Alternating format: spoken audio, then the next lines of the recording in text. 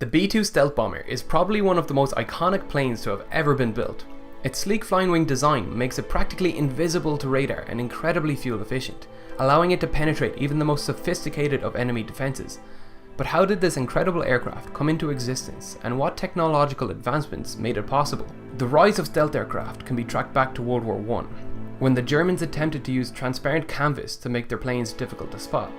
That plan backfired, as the glossy canvas made the aircraft even more visible in sunlight. The demand for stealth aircraft, as we think of them today, rose with the advancement of practical radar technology in the 1930s. The technology formed the backbone of Britain's early warning system during the Battle of Britain, saving uncountable lives from German bombing runs. Let's see how the technology works. Radar works by sending short pulses of electromagnetic energy in the form of radio waves outwards. The antenna then switches to receiver mode and waits to detect the reflections of these radio waves off distant objects. The radar now receives a blip on the screen called a radar cross-section, and its size changes with the magnitude of radio waves returning to the antenna. The radar cross-section is a measure of how detectable an object is with radar. The size of the object is just one factor, which can be mitigated with clever engineering. The B-2 has a 52-meter wingspan, yet it has been reported to have the same radar cross-section as a large bird. So how does the B-2 manage to achieve this incredible feat? The core concept behind the B-2 is reflection. It was designed to reflect the radio waves away from the source, so that they never get the chance to be detected.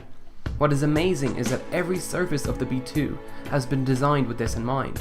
The aircraft was designed with the aid of computational models and a supercomputer, which resulted in an incredibly complex curved shape.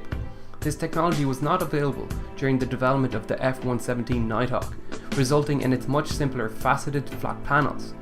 The B-2's radar cross-section is further reduced by its streamlined flying wing design, with its highly reflective engines embedded within the aircraft, where radar cannot see it. Even the engine's air intakes and exhaust vents are located on top of the plane to ensure they cannot be detected by ground-based devices. But the flying wing has some unique flying characteristics that took many years for Northrop to perfect. One of the most notable is the lack of a tail rudder to control yaw. The B-2 instead uses split rudders on the tips of the left and right wing. They act as air brakes to slow either side of the wing and cause a yawing motion.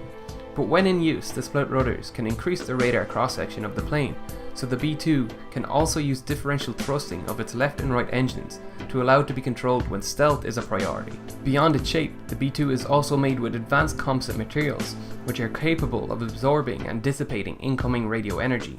The exact composition of the B-2 is classified, but we know that the skin is made from a carbon fiber reinforced plastic, while the leading edge of the B-2 is lightly painted with a material which contains small particles of iron, which absorb electromagnetic energy and converts it to heat.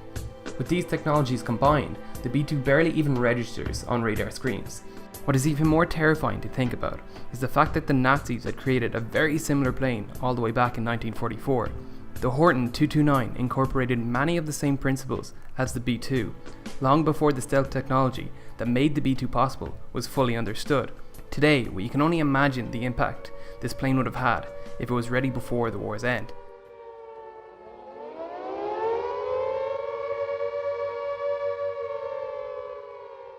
Thanks for watching, and welcome to all my new subscribers.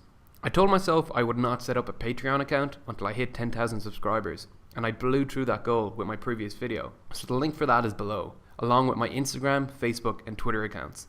I'm really excited for my next video, so make sure to subscribe and watch it when it comes out.